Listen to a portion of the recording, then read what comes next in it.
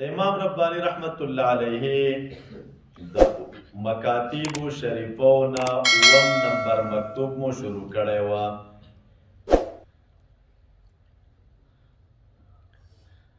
تقریبا سلور مشاهدی د مبارک مو تر دې ځای پورې ذکر کړلې او د هرې مشاهدې موافق تفصیله دا مو په تیرو درسونو کې وکړه. راځي پنځمه مرتبه ته د مبارک وی د پاس عبارت وګورئ. بعد اذان درهمان مقام د مبارک وی د دین ورستو پامدقه مقام کې یک کوشک عالی ظاهر شودا. یو لوی عالی قصر را تراخکارش، یو لوی بلډینګ راخکارشو کسی نها نهاده اندا آنجا برآمد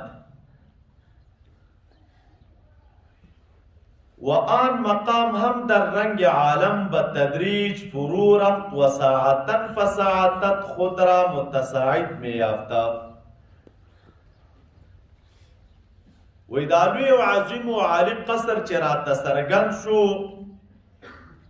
نو د دې زینی وی د دغه قصر او د مبارک وی و آن مقام هم در رنگ او دغه مقام هم دا د عالم پشان بتدریج فرو رفتا. په تدریج سره همدا سحکت تا و ساعتا فساعتا خود را متساعد می یافتا و ساعتا فساعتا یعنی ساعت پساعت دا خپل ځان چې دی ما پدی کې داسې خطون کې ګڼم چې زه برخیږم. اتفاقا نماز شکر وضو میں گزاره ده وی اتفاقا په دغه ځای کې نماز شکر د مانځه د شکر د پاره وضو میں گزاره یعنی تحیت الوضو کہ مقامی بس عالی نمایان شده چې بیا میں او قتل چې اولوی عالی مکان راتا مقام راتا سرگن شو.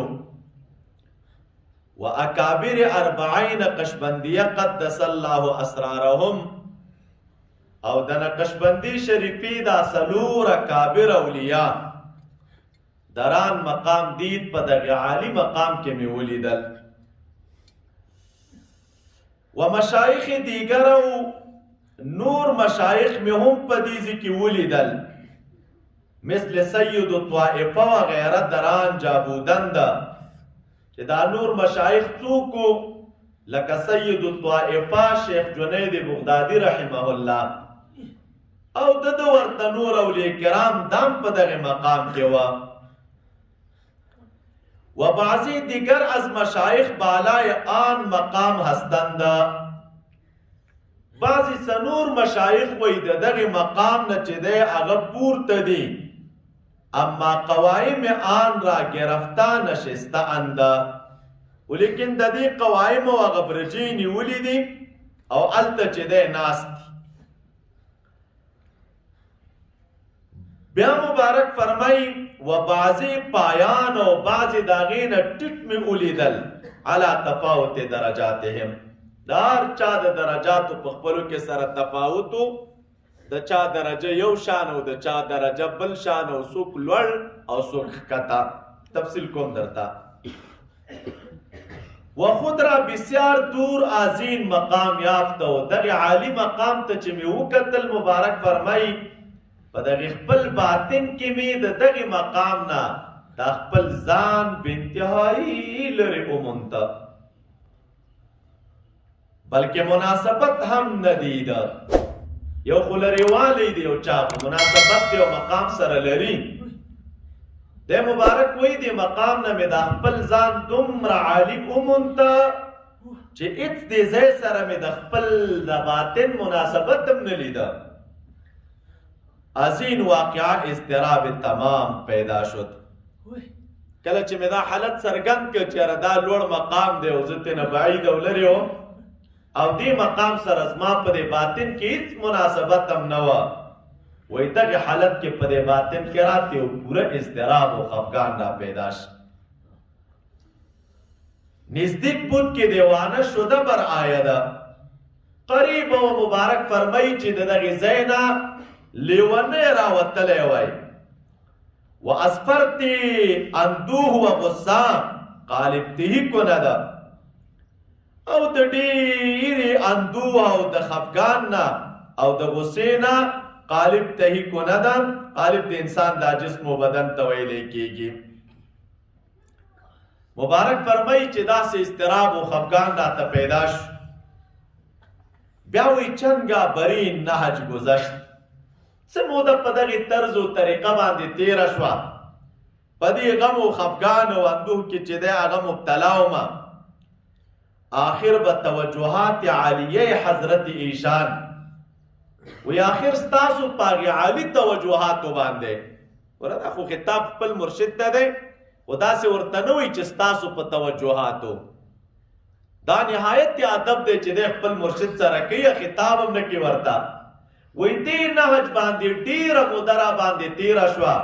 وی آخر د حضرت په هغې عالي توجهاتو باندې، آخر د هغې په عالي توجهاتو باندې مبارک فرمای خود را مناسب آن مقام دیده. ستاسو د توجه په برکت څه موده بعد مې د دغې مقام د خپل ځان مناسب ولیده او د دغې مقام او د دغې ځای سره مې چې دی مناسبت را پیدا شو. بیا مبارک فرمای اول سر خود را محاذی آن مقام یافت. اول مې د خپل سر مبارک د دغې مقام محاذی او برابر ومونته او به تدریج رفت و بالای آن مقام نشسته. تدریجا همدغسې روانم. اول مې چې ځان مشاهده کو نو دې سره مساوي و برابر وم او تدریجا مبارک فرمای روانم د پاسه د دغې مقام مبارک وی کېناستمه. دا د ده د عبارت ساده ترجمه وه چې ستاسو حضور ته مولوي صاحبانو ما عرض کړله. راځئ تاسو دا چې دې ځای کې دی وایي چې د هغې نه بعد مقامی بس عالی نمایان شد و اکابر اربعین قشبندیه. هغه څلور اکابر د طریقې نقشبندي مبارکې مې دوی مې په دغې مقام کې ولیدل او نور مشایخ هم وه. مولوي صاحبانو دې ځای کې مراد د دغې څلورو مشایخو نه څوک دي؟ دا نسبت د نقشبندي مبارکې تاسو ته بل شپږم مکتوب کې ما وویل چې په دې نسبت کې ځینې حاملین دي او ځینې د دغې نسبت اهل وه. نو اهل د دغې نسبت د ده مبارک نه وړاندې دا په دې کتابونو کې او په نورو کتابونو کې هم راځي او یادېږي دوی په مشایخو اربعو باندې څلور مشایخ. نو هغه څلور مشایخ څوک وه؟ خواجه عبدالخالق غجدوانی رحمت الله تعالی علیه و خواجه سید محمد بهاءالدین نقشبندی رحمت الله علیه و خواجه علاءالدین عطار رحمت الله تعالی علیه و او څلورم خواجه عبید الله احرار رحمت الله تعالی علیه و. نو دې ته تاسو فکر وکړئ دغه څلور مشایخ د دغې لارې دا مې وایي په دې لاره کې چې دی ولیدل. دا ستاسو پاس محشي مولوي صاحبانو یو تفصیل کړی دی، هغه پکې درې مشایخ دغه یادوي او څلورم د هغوی نه دی مبارکه خواجه محمد پارسا رحمت الله تعالی علیه دی مبارک یادوي. دا دوه څلور شول. بیا مبارک فرمای د دین بعد دران مقام دید و مشایخ دیگر هم مثل سید الطائفه. نور مشایخ مم دلته ولیدل پشان ته د چا د سید الطائفه. دا سید الطائفه څوک دی؟ دا خواجه جنید بغدادي رحمت الله تعالی علیه دی. دا تاسو چې په دې کتابونو کې ګوره هر کتاب خپل طبقات لري، هر فن د دې فقه په کتابونو کې که تاسو ګوري کتابونه تاسو پیدا کوئ نو مې ورته لیکلی طبقات الفقهاء. د احادیثو کتابونو کې هم کتابونه شته، نومونه د هغې کتابونو طبقات المحدثین. دغه کتابونو هغه اوراق چې تاسو خلاص کړئ نو ډېری مشایخ او محدثین راخستي هلته درته لیکلي وي دا د اولې طبقې سړی دی، دا د دویمې طبقې سړی دی، دا د درېمې طبقې سړی دی. فقهاو کې هم دغسې طبقات دي، خو لیکن مولوي صاحبانو همدقسې طبقات چې دی صوفیه کرام هم لري. د صوفیه کرامو په طبقات علماو کتابونه لیکلي هم پیدا کیږي.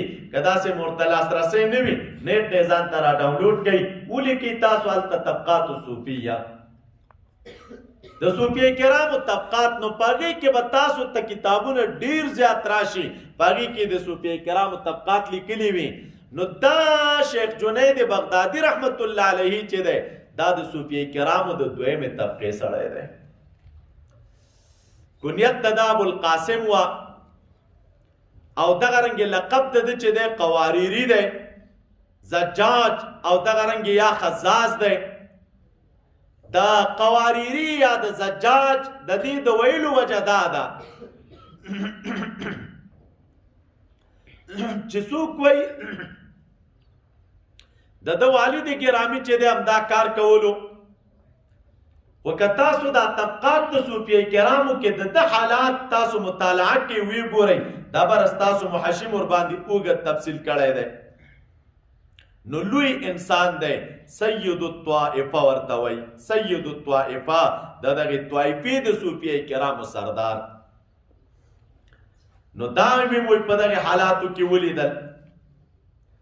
بیا وروستو چې دی مبارک فرمایي چې ډېر اولیاء کرام مې ولیدل، څوک پورته او څوک ښکته.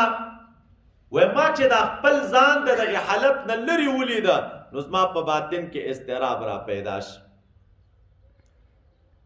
دا سبب د اضطراب څه شی و؟ سبب د اضطراب شارحینو دا لیکلی دی. امام ربانی رحمت الله تعالی علیه چې کله په دغې ځای کې چې دی مبارک وایي د دغې صوفیه کرامو دا مقام ما ولیده نو دی چې د خپل باطن ته متوجه شو، د خپل عالی استعداد ته وکتلې او بیا دې مقام ته وکتل چې دا کم مقام نه دی د خپل ځان په باطن کې ډېر لرې ګڼي او دومره لرېوالی چې دی مبارک فرمایي چې هېڅ مناسبت مې هم د خپل باطن د دغې مقام سره نه لروده. نو د دې د وجې نه مې په باطن کې اضطراب را پیدا شي. عارفین داسې دي د الله تعالی چې کوم واصلین بندگان دي او د خدای تعالی معرفت تام ورته حاصل دی. دا مدارج د قرب او د نزدېکت د رب العالمین چې دوی توی کوي نو دوی خو په باطن کې بله تنده نه لري او نه په باطن کې دوی کومه بله سودا لري. دا ټول تمرکز د باطن د دوی دا د رب العالمین په وصل او په قرب وي. تل په دې فکر کې چې د الله تعالی نږدېکت او قرب د خپل ځان دپاره په څه واسطه را حاصل کړي، په څه طریقه رب العالمین ته نږدې شم. نو بیا چې دی د خپل باطن ته ګوري او استعداد هم په ځان کې ویني یاره د دغې مقام د قرب او د توی کولو استعداد لرم او باوجود د دې د خپل ځان بیا د دغې مقام نه لرې ویني، استعداد هم شته او لرې یم.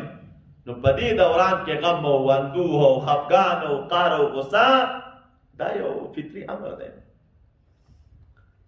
دا غصه په دې وجه نه چې د سره د خپل ځان غم ځان غم نه دا خفګان او اندوه په دې وجه باندې چې الله تعالی د دغه عظیم مقام نه محروم کړی ولی یم. پکار دا ده چې د الله تعالی د قرب او د نزدېکت دغه مقام دا ما هم چې دی هغه توی کړی و.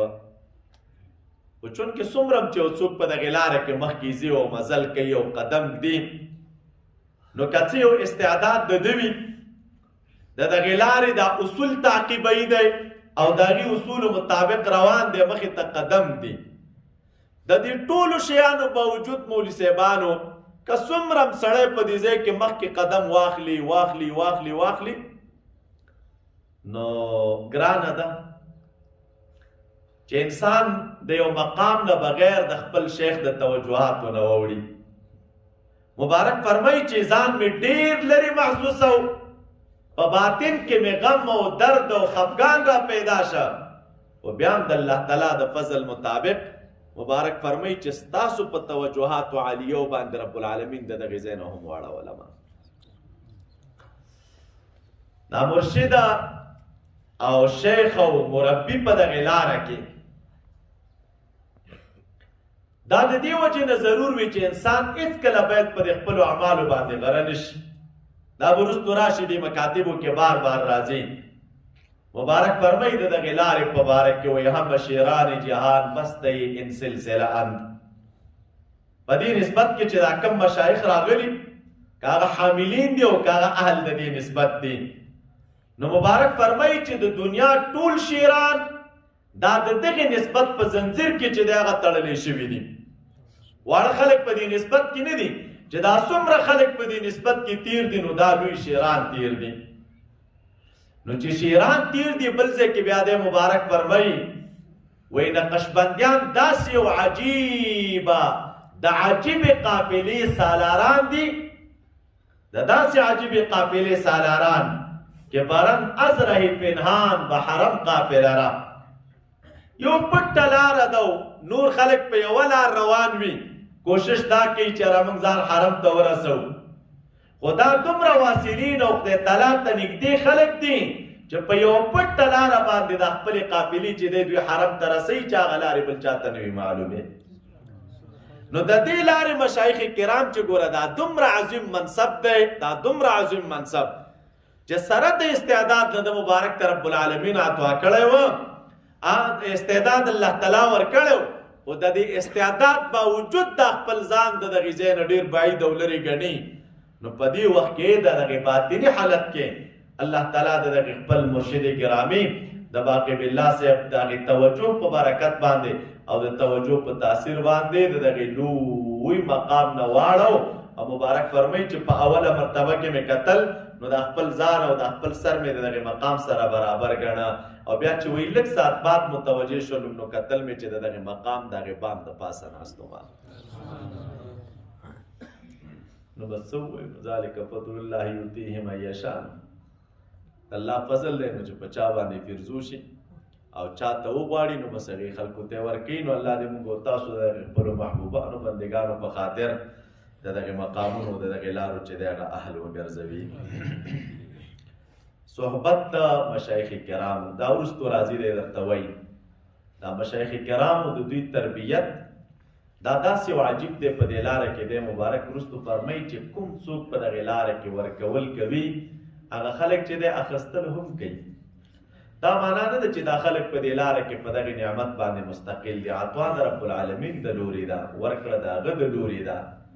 خو چې یو چا ته رب العالمین د تقسیم واک ورکړی وي چې ها ته بس دا تقسیموه، نو ورکړه او نه ورکول دا بیا د هغه اختیار دی، چاته ورکوي او چاته نه ورکوي. نو عطا خو په دې لاره کې چونکې ده د رب العالمین د لوري، خو لیکن په توسط د دغې مشایخو باندې او په توجه د دوی باندې. درود شریف وایي اللهم صل علی سیدنا مولانا محمد وآله وبارک وسلم علیه. اللهم وفقنا لما تحب وترضى من القول والفعل والعمل والنية. إلهنا أنت مقصودنا ورضاك مطلوبنا، أعطنا محبة ذاتك ومعرفة صفاتك. اللهم وصلنا إلى انتهاء جميع المقاصد خيرنا وتب علينا إنك أنت التواب الرحيم. نسألك حبك وحب من يحبك وحب عمل يقربنا إليك. اللهم افتح مسامع قلوبنا بذكرك، اللهم افتح مسامع قلوبنا بذكرك.